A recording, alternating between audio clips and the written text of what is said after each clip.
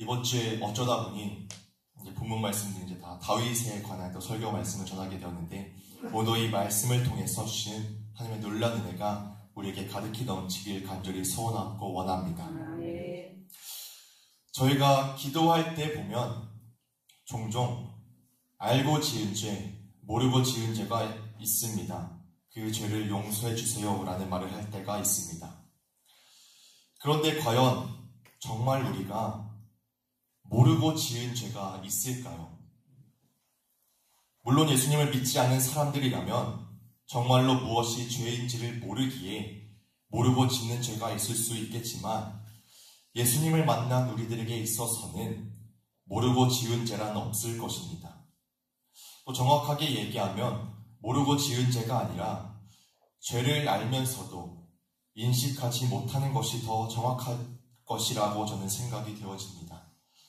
죄인 것을 알면서도 모른 척 외면하고 죄를 죄로 인식하지 않는 모습이라는 것입니다. 오늘 본문의 다윗도 이러한 모습이었습니다. 다윗은 분명 하나님께 인정받은 훌륭한 믿음의 사람이었습니다. 하나님께 축복의 약속도 받고 하나님께서 어디로 가든지 승리하게 하신 이스라엘의 정말 위대한 왕이었습니다. 요나단의 아들 무비보셋을 거두어서 은총을 베풀기도 하였는데, 하지만 이런 다윗도 하나님 앞에 큰 죄라는 것을 알면서도 마음의 감정과 유혹에 휩쓸려서 죄를 인식하지 못하고 간음과 살인, 교사의 아주 중대한 죄를 범하게 되었습니다. 이러한 죄를 범했음에도 아무런 죄책감이 없이 지내다가 선지자 나단을 통하여서 죄를 깨닫는 모습을 오늘 본문 말씀을 통하여서 보게 되어집니다.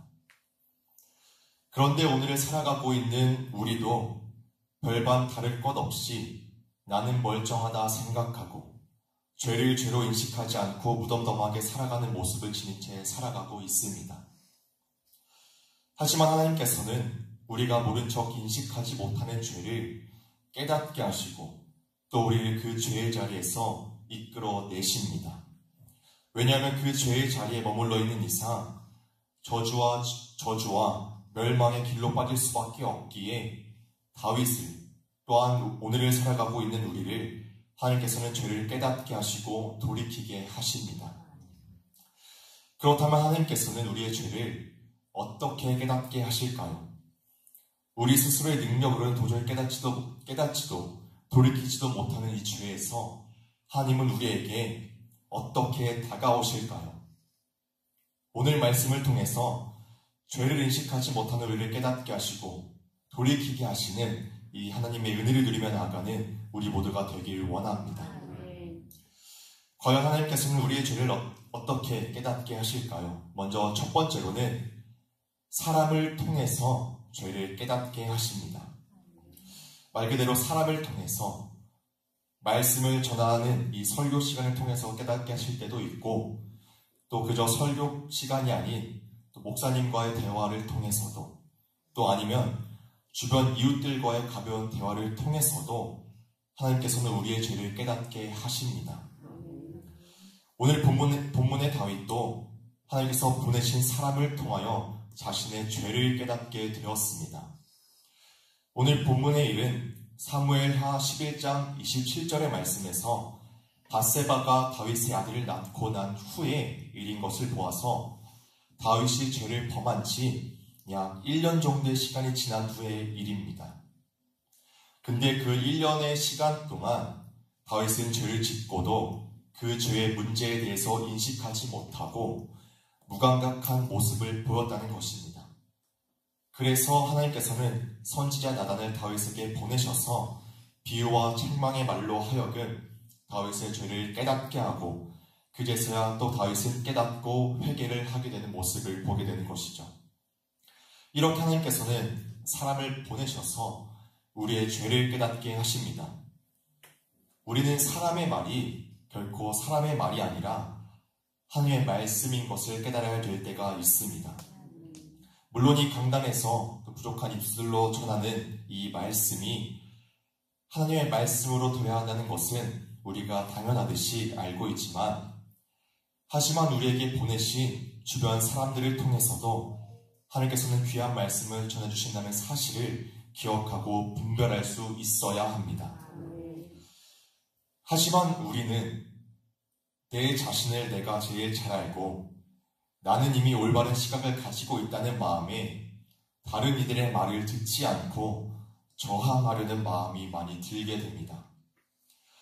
뭐가 더 잘나서 말하느냐고 생각이 될 수도 있지만, 하지만 하나님께서 보내심이라고 한다면 누가 더 잘날 것 없는 똑같은 죄인이지만 하나님께서 우리에게 깨닫게 하시는 은혜를 주시는 것입니다.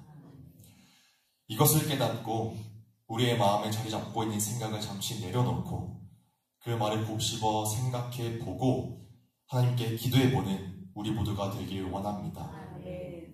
사실 이 말씀을 준비하면서도 이제 제 마음이 썩 좋지 않았는데, 꼭 부모님의 말씀을 듣지 않은 제게 또 제대로 하나님 부모님 말씀을 제대로 듣지 않은 제게 하시는 하나님의 말씀인 것 같다는 생각이 저에게 너무 많이 들어서 정말 또 불편한 마음과 회개하는 마음을 가지고서 이 말씀을 준비하게 되었는데, 정말 그런 마음을 가지고 이 자리에 섰지만 이 말씀이 그만큼 하나님께서 우리에게 전해주시는 귀한 말씀인 줄 믿고 우리 모두가 그 귀한 은혜를 누리길 간절히 소원합니다.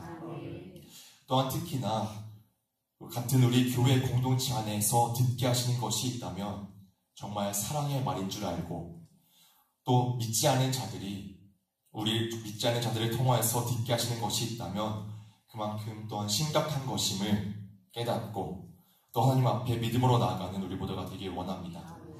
그리고 또한 이 매일 듣게 되는 설교 말씀을 통해서 우리의 마음에 불편함을 주시는 마음이 있더라면 그것이 정말 나에게 하시는 말씀임을 깨닫고 돌이킬 수 있는 우리 모두가 되길 소망합니다. 혹시 성도님들께서는 이 설교 중에서 가장 기억에 남는 내용이 무엇이라고 생각을 하십니까?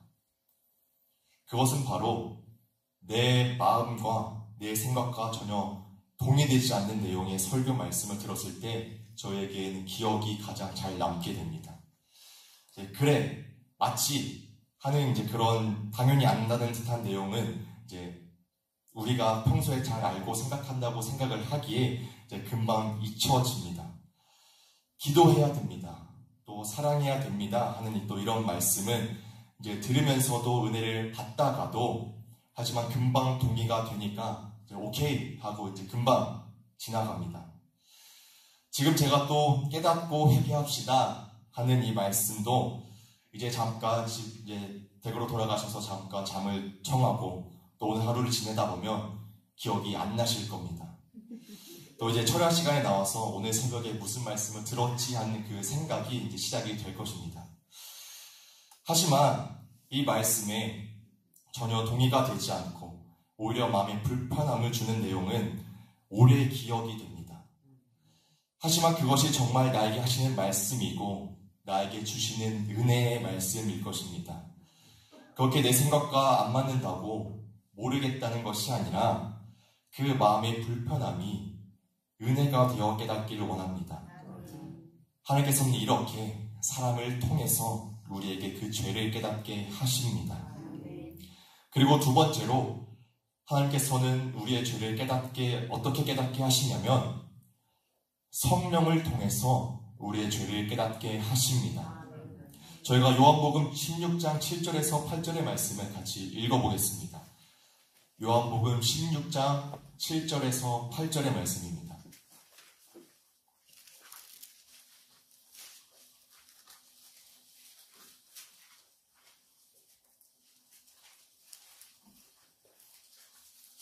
요한복음 16장 7절에서 8절 말씀입니다. 저희 같이 한 목소리로 함께 읽어보도록 하겠습니다. 시작. 그러나 내가 너희에게 실상을 말하노니 내가 떠나가는 것이 너희에게 유익이라. 내가 떠나가지 아니하면 보혜사가 너희에게로 오시지 아니할 것이요 가면 내가 그를 너희에게로 보내리니 그가 와서 죄에 대하여 의에 대하여 심판에 대하여 세상을 책망하시리라. 아멘. 예수님께서 성령을 우리에게 보내시고 그 성령이 우리에게 와서 우리의 이 죄를 깨닫게 하십니다. 사실 사람을 통해 죄를 깨닫게 하시는 것도 그 사람들에게 성령의 그 감동으로 사람을 사용하셔서 깨닫게 하시지만 우리가 말씀과 기도를 통해 하나님 앞에 나아갈 때에 성령님께서는 우리에게 직접 또 그 죄를 깨닫게 하십니다. 기도는 우리가 익히 알듯이 하나님과의 대화입니다. 그 전에 어려움과 아픔을 토로하는 것만이 아닌 하나님께서 하시는 말씀도 들을 수 있어야 하는 것입니다. 그리고 시편 19편 7절에서 말씀하듯이 여호와의 율법은 영혼을 소성시키며 여호와의 증거는 확실하여 우둔한 자를 지혜롭게 한다고 말씀을 하고 계시기 때문에 이 기록된 이 말씀을 통해서 하나님께서는 우리에게 지혜를 더하시고 깨닫게 하십니다. 그렇게 말씀과 기도를 통하여 하나님 앞에 믿음으로 나아갈 때에 우리의 잘못된 걸음이 있다면 하나님께서는 부드럽고 강인한 음성으로 성령을 통해 깨닫게 하시고 돌이키게 하십니다. 우리의 죄를 깨닫고 돌이키게 하는 것, 이것이 성령님께서 우리를 위해서 하시는 일입니다. 뿐만이 아니라 우리가 이미 예수 그리스도의 피 흘리심을 통하여 의롭다함을 얻었지만 여전히 우리에게 남은 이 죄를 지금도 용서하시기 위해서 진리의 길로 인도하고 계십니다. 우리를 대속하시고 하나님과 화목하게 하신 예수님만이 우리의 참된 진리이고 또 그 진리 대신 예수님을 발견하여 죄의 길이 아닌 성화의 길로 걸어가도록 성령님께서는 지금도 우리를 인도하고 계십니다. 그렇게 죄를 깨닫게 하시는 것은 그저 우리를 책망하시기 위함만이 아닌 의와 성화의 길로 인도하시는 크나큰 은총을 우리에게 베푸시는 것입니다. 이것을 믿고 깨닫게 하시는 그 은혜를 얻고 하나님 앞에 회개하며 나아갈 수 있는 우리 모두가 되어지길 원합니다. 만일 우리가 우리 죄를 자백하면 그는 미쁘시고 의로우사 우리 죄를 사하시며 우리를 모든 불의에서 깨끗하게 하실 것이라고 요한일서 1장 9절에서 분명하게 말씀하고 계시기에 성령께서 우리의 마음에 감동을 주어 깨닫게 하시고 돌이키게 하시는 것이 있다면 우리의 연약함을 아시고 용서하시는 하나님 앞에 죄를 자백하며 회개하는 우리 모두가 되길 원합니다. 하나님께서 가장 원하시는 것은 죄에서 떠나 그분과 함께하는 것입니다. 여전히 우리에게는 해결하지 못하는 죄들이 많이 있지만 지금 이 순간도 성령을 통하여 깨닫게 하시고 돌이키도록 인도하고 계시기에 매 순간 하나님 앞에 드려지는 이 기도를 통하여 진정으로 그 은혜를 누릴 수 있길 바랍니다. 성령은 뿐만 아니라 우리의 승리를 보증해 주시기에 성령의 도우심으로 이 말씀과 기도를 통해 죄를 깨닫고 회개하여 승리하게 하시는 성령의 은혜 또한 누리며 나아가는 우리 모두가 되어지길 간절히 소망합니다. 이제 말씀을 마무리하도록 하겠습니다. 오늘 본문의 다윗은 하나님께서 보내신 선지자 나단의 말을 듣고 즉각적으로 회개하였습니다.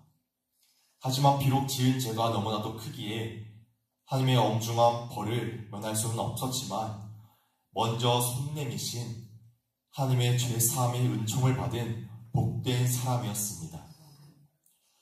하나님께서는 죄를 미워하시기에 죄에 대하여 심판하시는 분이시지만 하지만 그와 동시에 그럼에도 우리를 사랑하셔서 죄의 길에서 떠나도록 인도하십니다. 하나님께서는 정말 사람을 통하여 성령을 통해서 우리에게 깨닫게 하시는 것이 있다면 더 이상 그 죄를 외면하고 합리화하려는 것이 아니라 하나님 앞에 진정으로 자복하고 회개하는 우리 모두가 되길 간절히 소망합니다. 저희가 이제 교회의 큰 행사들을 앞두고 있습니다. 이제 또 임직식과 또 은퇴식, 또 이제 또 성찬예식 등 우리가 하나님 앞에 거룩하게 나아가야 할 일들이 저에게는 남아 있는데, 하지만 그 속에서 죄가 가득한 모습으로 나아갈 수는 없을 것입니다. 그러나 하나님께서는 결코 우리의 잘 되지 않음을 원하시지 않으시기에 여전히 남아있는 죄의 모습에서 건지시려고 지금 이 순간도 열심히 일하고 계십니다. 우리의 죄악된 모습으로는 어떤 것도 온전한 은혜가 될 수 없기에 하나님께서 깨닫게 하시고 돌이키게 하신다면 더 이상 숨기지 않고 낱낱이 다 토로하고 죄사함의 은혜를 누리는 우리 모두가 되길 간절히 소망합니다. 그렇게 다가오는 교회의 모든 행사들이 우리의 죄악된 마음으로 이루어지는 것이 아니라 온전히 하나님의 은혜로 이루어져서 하나님께서 기뻐하시고 원하시는 모든 행사 일정들이 되고 또 칭찬받는 우리 교회 또 저와 모든 성신의 모든 성도님들이 되시길 주님의 이름으로 간절히 축복합니다. 기도하도록 하겠습니다.